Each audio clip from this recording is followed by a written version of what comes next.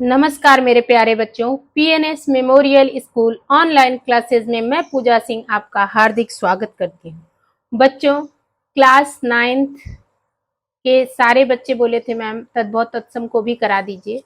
तो तद्भव तत्सम सबके लिए वही है, 10th भी, और जो कोई भी देख रहा होगा मेरा वीडियो वो भी इस चीज को एकदम बेसिक से हम जानेंगे और छोटी चीज में ही आप लोग को कभी इस टॉपिक को दोबारा नहीं समझना पड़ेगा कि क्या तद्भव तत्सम होता है। ठीक है, तो जो भी मेरे चैनल पे नया हो प्लीज प्लीज प्लीज सब्सक्राइब करें, और अगर आपको मेरी वीडियो अच्छी लगेगी तो प्लीज लाइक करिएगा, शेयर एंड कमेंट भी करके बताइएगा। नहीं भी जो चीज समझ में आएगा उसको भी कमेंट करके बताएगा ये चीज मुझे समझ में नहीं आया। ठीक है, चलिए हम लोग चलते हैं तद्भव और तत्सम। सबसे पहले तो तत्सम शब्द आया कैसे, तत्सम और तद्भव। ठीक है, तो सबसे पहले हम लोग बात को जानते हैं। जैसे तत्सम, तत् मतलब उसके, तत् मतलब उसके, और सम मतलब समान, उसके समान। किसके समान? संस्कृत के समान।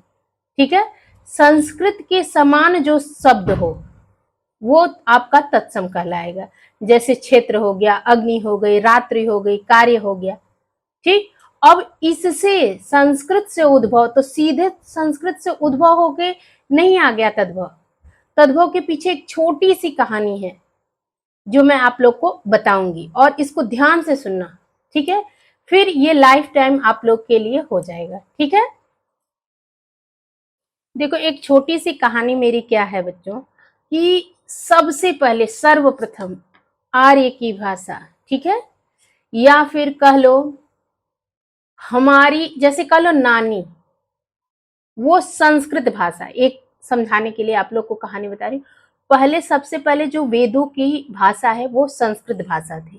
ठीक, तो वैदिक संस्कृत, सबसे पहले वैदिक संस्कृत। तो जब हम आम बोलचाल की भाषा में ना कठिन शब्दों का प्रयोग करते हैं तो वो जैसे एकदम नियम में बध के जब रहता है तो हमारे लिए बहुत ही कठिन हो जाता है। तो वैदिक संस्कृत, जो वेदों की भाषा संस्कृत थी ना, वो आम बोलचाल की भाषा में कठिन लगने लगी सबको। ठीक है, तो उस समय के लोग, जिन हमारे नानी, मतलब मैं नानी कहने का ये मेरा तात्पर्य है कि बहुत पहले की बात है। तो उस समय के लोगों को जब ये कठिन लगने लगा तो एक लौकिक संस्कृत की बोलचाल में बातचीत करना, और ये सब के लिए नियम में बंधना कोई नहीं चाहता ना। आपको भी नियम में बाधा जाए तो आपको भी नहीं पसंद आएगा। ऐसे ही जब वैदिक संस्कृत नियमबद्ध थी, वो वेदों में लिखा हुआ है, बहुत ही कठिन है, तो वो जब कठिन लगने लगा तो सब लोग लौकिक संस्कृत की बोलचाल भाषा उपयोग करने।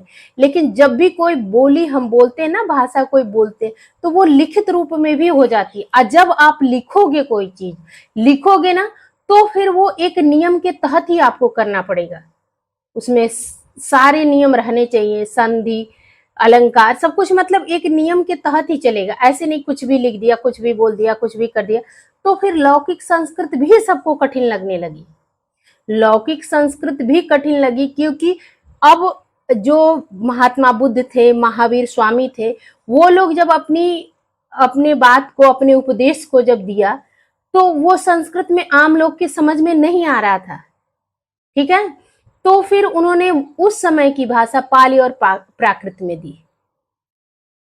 ठीक है, अब उसके बाद देखो, अभी जब जब तक वो लोग थे, महात्मा बुद्ध और महावीर स्वामी, तो उन लोगों का ये था मानना कि कर्म प्रधान जिंदगी, वो भगवान और इस पे नहीं, कर्म, कर्म केवल कर्म, कर्म पे ही बातें करते थे। लेकिन जब वो लोग चले गए तो फिर उनको भी भगवान रूप में बदल दिया गया।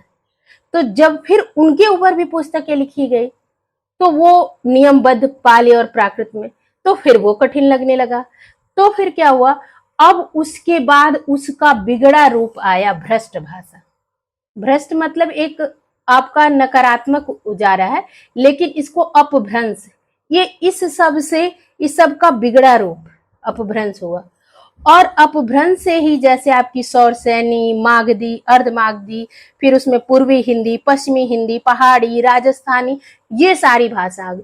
तो जब ये सब हो गया तो ये सारे मिलके, ठीक है, ये सब इसमें आपका जो संस्कृत थी ना, उससे निकलते निकलते कुछ चीजें बची रह जाती हैं। जैसे हमारी घर की परंपरा होती है ना, कुछ को निर्वाह करते करते सब लेके चलते हैं।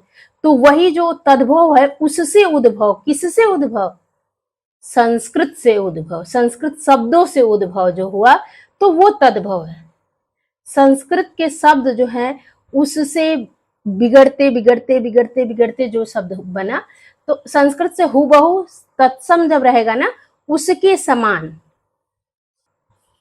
तत्सम जो रहेगा ना आपका, उसके समान ही शब्द रहेगा। उसके समान यानी संस्कृत के समान, समझ लो साधारण भाषा में नानी के समान, ठीक है।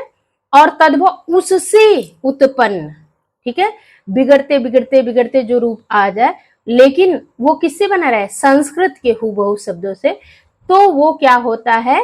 तद्भव होता है।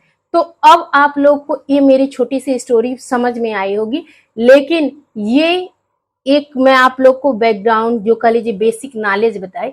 अब हम लोग टू द पॉइंट, जो एग्जाम में आएगा, जो आपके लिए हमेशा काम आएगा, उसकी बात करते हैं, ठीक है। परिभाषा तो आप लोग लिखोगे, तत्सम किसे कहते हैं? मान लो क्वेश्चन आ गया तत्सम, तो तत्सम शब्द तत्सम शब्द से बना है। तत् का अर्थ होता है उसके, और सम का अर्थ होता है समान। तो उसके यानी संस्कृत, संस्कृत के समान, संस्कृत से, संस्कृत भाषा से ज्यों के त्यों प्रयोग हुए शब्द जो होते हैं, ज्यों के त्यों प्रयोग होते हैं, वो शब्द क्या कहलाते हैं? तत्सम। जैसे क्षेत्र, अब इससे उत्पन्न शब्द कौन सा है? अभी आपको जान के लगेगा, क्षेत्र है और खेत, अग्नि आग, रात्रि रात, कार्य काज, ठीक। तो अब तद्भव की परिभाषा लिख लोगे। तद्भव शाब्दिक अर्थ उससे उत्पन्न, एक संस्कृत के जो शब्द प्राकृत, अभ्रंश, पुरानी हिंदी आदि सोपानों से, बोली ना, उससे उससे उससे परंपरा आगे बढ़ती हुई, अर्थात संस्कृत के शब्दों के समय के साथ परिवर्तन हो जाना, क्या वो तद्भव शब्द कहलाता है, ठीक ना। अब मैं उदाहरण के द्वारा आप लोग को समझाऊंगी तो ज्यादा समझ में आएगा। अभी विपिन, अनुष्का, दीपू, रूपा, आदित्य, सारे बच्चे, पल्लवी, रूपांशी, खुशी, सब लोग, जितने लोग पूछे हो, अभी इतना तो आप लोग को स्पष्ट हो गया होगा। अब मैं आप लोग को ना उदाहरण के द्वारा समझाऊंगी तो और स्पष्ट हो जाएगा, ठीक है। देखो, मैं आप लोग के लिए अपने हाथ से लिख के ये सारे चीज पढ़ा रही हूँ। तो देखो, तत्सम और तद्भव। तो तत्सम देखो अज्ञान, ठीक, और तद्भव क्या है? अनजान।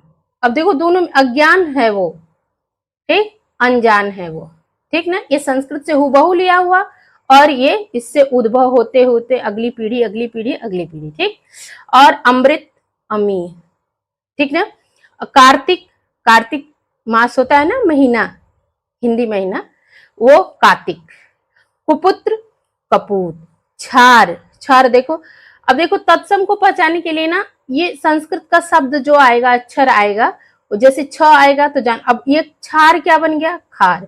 क्षेत्र, खेत, अग्नि आग, अक्षर आखर, बोलते एक अक्षर से भेंटने, तो ये आपका संस्कृत तत्सम शब्द हो गया। आखर, आखर, अभी तो आप लोग इसका प्रयोग बताओ मुझे आखर का, नहीं तो मैं बताऊंगी नेक्स्ट वीडियो में, ठीक है। अब और भी 4-5 और आप लोग देख लो, जैसे कर्ण, कान, मुख, मुंह, ग्राम, गांव, दुग्ध, दूध, श्यामल, सामल, क्षीर, खीर, ज्येष्ठ, जेठ, वानर, बंदर, वार्ता, बात, वास, भाप, करपट, कपड़ा, ठीक है। अब आप लोग इतने उदाहरण से अगर आप लोग को समझ में आ गया होगा, तो मुझे वो भी कमेंट करना कि हाँ मुझे समझ में आ गया, और नहीं समझ में आया होगा तो वो बताना, फिर आप लोग को कोई अच्छी सी स्टोरी के साथ बता दूंगी। लेकिन आप लोग के लिए इतना पर्याप्त होगा, समझ में भी आ गया होगा, ठीक है। फिर मिलूंगी नेक्स्ट वीडियो में। धन्यवाद।